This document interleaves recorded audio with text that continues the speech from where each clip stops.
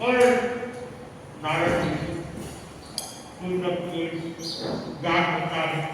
तो सीता के बारे में सुना हुआ था कि रूपवती इतनी सुंदर है, इसे देखने के लिए वो भी कौन जाता है भवन के अंदर। और वहां से जब सीता उसकी बंदी बना देती, राजा उसकी बंदी छुड़ा देता। अब ऋषि नारद ऋषि की मन में क्रोध भावना आता है, बदले की भावना बन जाती है और वो वहां से निकलता है भवन से। अब सोचता है कैसे मैं सीता से बदला। एक सोचने को राज्य में फोन करता है जहाँ पे भावमंडल जो वहाँ का राजकुमार और विद्याधारी राजा का नाम और भावमंडल को देखता है और उसके मन में आता है कि क्यों नहीं सीता के बारे में उसको बताया। आपको भावमंडल के पास पहुंच जाता है, भावमंडल से बातचीत करता है, बातचीत करते करते सीता की प्रशंसा करने लगता है, उसके रूप और लावण्य की प्रशंसा करने लग जाता है। वो कहने लग जाता है इंद्राणी भी सीता के सामने फीकी पड़ती है, इतना सौंदर्य इसका तो इतना लावण्य है, इसका तेज इसका चेहरा। अब वो भावमंडल की दिलों दिमाग में सीता का चित्र बैठा अच्छी तरह से बैठा। जैसे वो चित्र वहां बैठा था उसका सरल की परिवर्तन काम हो गया ऋषि राज नारद जी का।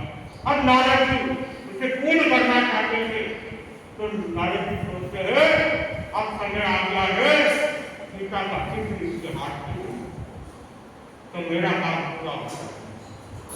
अब सीता का चित्र लाके नारद जी भावमंडल के हाथ में दे देते हैं और कहते हैं देखो ऐसा सौंदर्य आपने कभी देखा है क्या आज तक?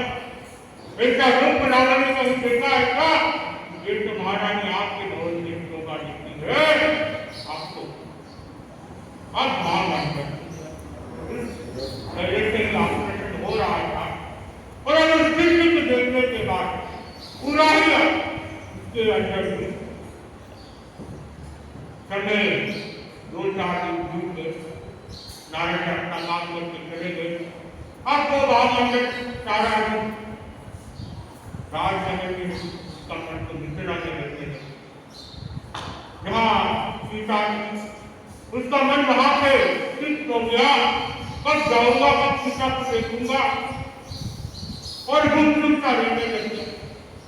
अब राजा भी सोचने लगे क्या बात आजकल कुछ आता नहीं, कुछ उदास उदास रहता है, पिता को चिंता हो गई, सबका बीत गए तो पिता ने सोचा कोई बीमारी हो गई, उनकी स्वास्थ्य ठीक नहीं होगा।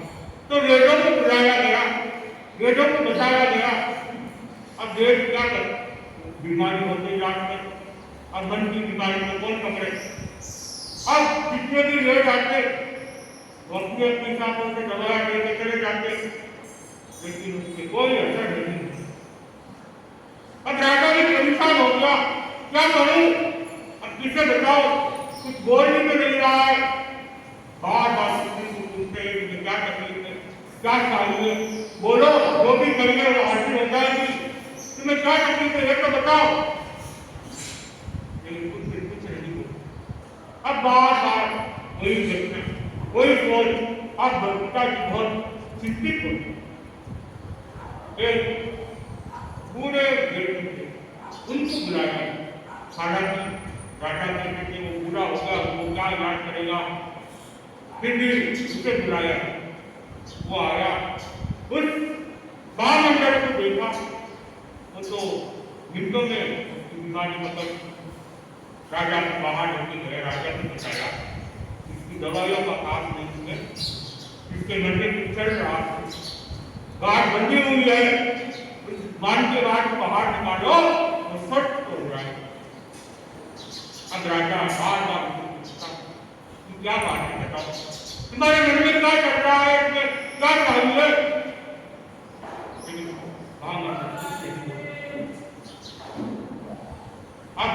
राजा की चिंता और बढ़ती। एक दिन राजा को याद आता है गांव में गांव में रहता है, उसे बुलाया है, चाहे वो मेरा काम करते, मन की बात वो लेके आ जाए और उसे बुलाने के लिए देखते हैं। जो उसका मित्र का नाम था प्रसन्न, जाते हैं प्रसन्न को कहते हैं राजा याद कर रहे हैं, राजमहल में आता है, राजा को प्रणाम करता है, राजा को पूछते क्या बात है, आज कैसे याद कर लिया। राजा अपनी घटना सुनाते हैं, तुम्हारा हमें कितने दिन हो गए, ना तो कुछ खाता है, ना ढंग से सोता है, ना कुछ बोलता है, कोई बड़ी चिंता रहती है, मेरे साथ चिंता जाओ, हमने तो पूरे प्रयास कर लिया, बोल नहीं रहा है, अगर तुम कुछ कर सकते। मित्र कहता है राजा को आप निश्चिंत रहो, ये तो मैं आया आपका खेल है, यदि एक दो दिन में बात निकाल के ले जाए, मैं इतने दिन यहाँ से बाहर गया हुआ था, अगर मेरे बता सकते तो मेरे लिए बात कर देगा, मैं बच्चे ही आया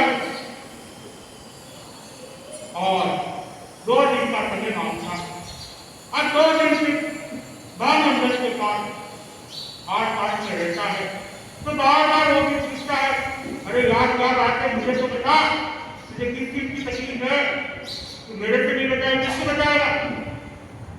बाल मंडल चिंता करती सामने रख देता और जो रिश्तेदारी बताया कि गए के कारण की सगल हो चुकी है अयोध्या में श्री राम से, और मुझे ये पता आ गई है और मैं इसे शादी करना चाहता हूँ, ये संभव नहीं, इसलिए मेरी चिंता कर। अब जो प्रसन्न का दोस्त था वो कहता है कि कितनी सी बात है, चिंता कर रहा था, बेटा हमने ऐसे ही काम करते मेरी क्यों तो उसके मन में थोड़ी सी आशा जगती है कि चलो कोई ना कोई तो मेरे साथ में है और कहीं ना कहीं ये कुछ ना कुछ करेगा तो मेरा काम हो जाए और मेरी शादी पिता से हो जाए। अब राजा के पास आता है कि तीसरे दिन सुबह नमस्ते करता है और निवेदन करता है, देखो उनकी पूरी घटना में लेके आ गया, उनकी मन की बात में लेके आ गया, वो मित्रा जगत पिता से शादी करना चाहता है, पिछले दिन और दिमाग में पिता छा गए हुए। तो राजा कहता पर इतनी सी बात, मैं तो उसकी शादी तो कराना ही चाहता हूँ, बड़ा हो गया, शादी की उम्र हो गई है, शादी तो करा दी है, अगर वो पसंद करता है पिता को पिता के साथ करा देंगे। इतने शादी के बाद काटता है, राजन खाली शादी की बात नहीं है, पिता की सगाई अयोध्या हो श्री राम की। तो राजन कहता है सगाई हुई है, शादी थोड़ी हुई है, सगाई तो तोड़ी भी जा सकती है और मैं इसका रिक्वेस्ट कर दूंगा तो उसकी शादी हमारी यही करनी पड़ेगी। ये बात सुनते महामंडल का मैं अभी जाता हूँ और महामंडल को फिर समाचार देता हूँ कि तुम्हारी सगल पिता के साथ तुम्हारी शादी पिता के साथ।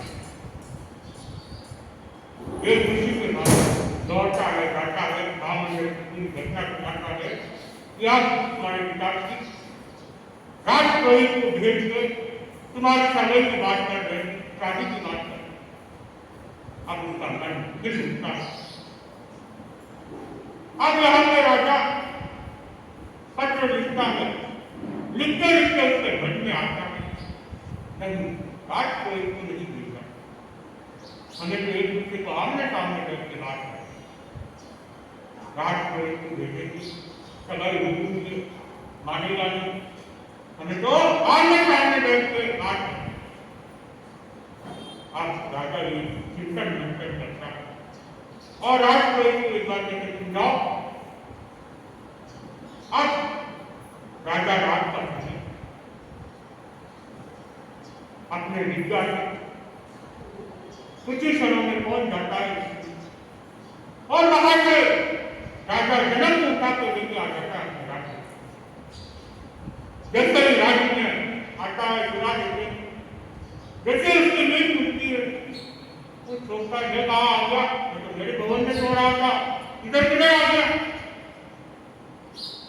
और इधर महामंडल को भी सूचना मिल जाती है कि राजा जनक भवन में प्रवेश हो गया है, भवन में विश्राम कर रहे हैं।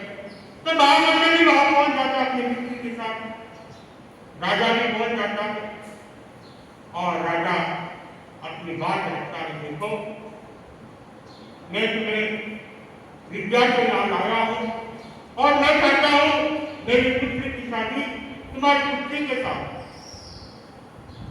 ये बात सुनते ही जनक एकदम से चौंक जाता है, क्या बात कर रहे, मेरी पुत्री की शादी तुम्हारे ये कैसे संभव है? मेरी पुत्री की सगाई हो चुकी है, अयोध्या नगर दशरथ के पुत्र श्री राम के साथ सगाई हो चुकी है। राजा कहता है सगाई हुई है, शादी नहीं हुई है, सगाई तोड़ी की जा सकती है। तो जनक कहता है ये उचित नहीं है, ये कैसे कर सकते हैं? सगाई हुई बिना कोई कारण के हम कैसे सगाई कर सकते हैं? ये उचित नहीं है। अगर हम लोग राजा ऐसा काम करेंगे तो प्रजा क्या करेगी? प्रजा को क्या न्याय मिलेगा? ये उचित नहीं। राजा कहता उचित अचित ये सब नहीं जानते हम, सीता की शादी महामंडल के साथ ही है। आज जब ये बात राजा से की जाती, राजा कहता समझाने की कोशिश करता है जनक, वो समझने को तैयार नहीं उस बात को। राजा कहता देखो मैं चाहता हूं किसी भी तरह से आप मान जाए, नहीं तो जैसे तुम्हें उठा के लाए हैं सीता को लाने में क्या देरी लगेगी, और यहाँ आने के बाद तो कोई दूसरा ऑप्शन नहीं बचा, शादी तो करनी पड़ेगी। अब राजा जनक घबराने लगता कि ये मायाधारी कुछ कोई भी माया कर सकता, और जैसे निकल आया तो सीता को गिरा। अब वो थोड़ा चिंतन में लगता है, क्या इससे बचा कैसे भी करके इसे समझाना चाहिए, समझा के बुझा के फिर हम आगे बात। अब जनक इसे समझाने की कोशिश करते, देखो हम राजा पूरी राज्य को संभालना पड़ता, अगर राज्य में बैठ के हम भी छोटी छोटी बच्चियां बने तो हम प्रजा की क्या होनी चाहिए और प्रजा नंबर की क्या होनी चाहिए, वे शोभा नहीं देती। और आप जो कह रहे हो कि मैं उठा के वो भी शोभा नहीं देती बात, लेकिन आप महान कुछ भी कर सकते हो। लेकिन मैं सगाई तोड़ने के लिए कोई तो कारण तो चाहिए, बगैर कारण में कैसे सगाई तोड़े? अब राजा कुछ सोचने लग जाता है, ठीक है कोई उपाय ढूंढ लेते हैं इसके, और राजा जनक यही चाह रहा था कि कोई उपाय निकाल जाए, रास्ता निकल जाए, तो मैं भी थोड़ा सोच समझ के अयोध्या नगर की बात कर लूं और हम कोई निर्णय ले सकते हैं। अगर मैं यहाँ को जल्दबाजी करूं कोई गलत कदम नहीं उठाने राजा। तो अब दोनों राजा बैठ के चिंतन मंथन करते हैं कि क्या करना है। अब राजा जनक को कहता है देखो ऐसा करो, अब दोस्त का बदलाव स्वयं क्या नहीं कोई पिता का स्वयं करना। राजा जब सगाई हो चुके तो स्वयं कहाँ से आ गया बीच में, और स्वयं भी कैसा और किस बात का स्वयं करेंगे, सीता ने पसंद कर दिया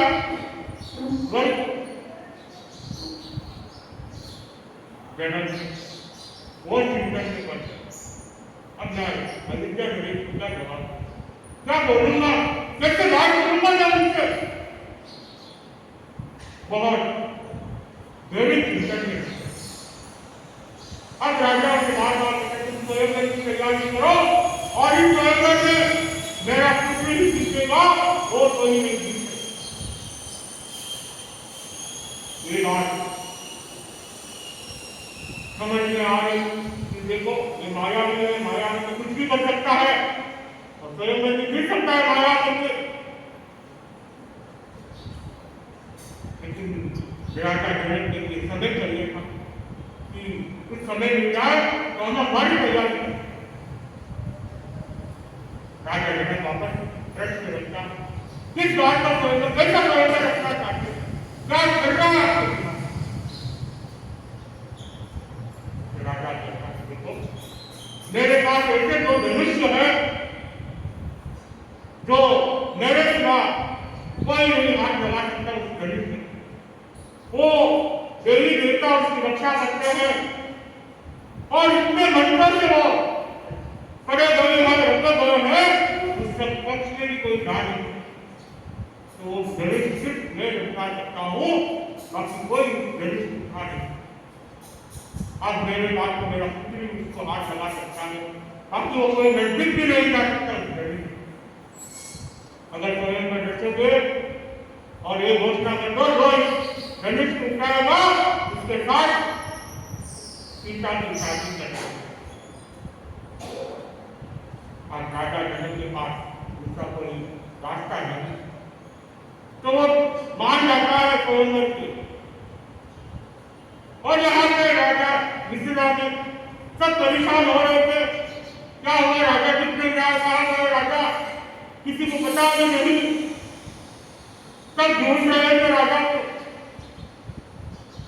कि राजा का कोई ऐसा पता नहीं। रानी की चिंतन हो रही थी, सीता की चिंता कर रही थी, सीता की कहा कर रहे एकदम से मंत्रिमंडल ढूंढने निकला हुआ था। अब चिंता बढ़ती जा रही थी कि राजा का कोई ऐसा पता नहीं, क्या हुआ, कहाँ मिल रहे और किसी को बताया भी नहीं, कोई सैनिक साथ में नहीं, पहरेदार के साथ में नहीं, तो कहाँ चिंता बहुत ज्यादा बढ़ गई। और इधर राजा जनक स्वयंवर के लिए हाँ भर देते, तो राजा कहता है जनक मैं वहां जाता हूँ, पहुंचने के बाद तारीख फाइनल करके आप लोगों को चढ़ा कर दूंगा और वहां से वापस विद्या से दूसरा पहुंचाया जाता।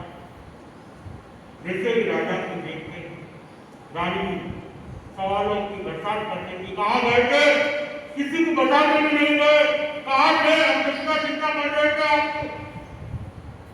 अब राजा ने कुछ बोले जैसा की बात पूछ रही, स्वयंवर की बात पूछ रही, अब कैसे बोले, क्या बोले, अपने कान में डर करता। सब मंत्रिमंडल उनके घंटे कहाँ गए पूछते चले जाते, कोई जवाब नहीं। राजा चुपचाप कांटी से बैठा हुआ और हम आगे सुनते क्या होगा, कैसे स्वयंवर की बात रखी जाती है, अयोध्या कैसे समाचार भेजे जाते और क्या अयोध्या के समाचार क्या आते हैं।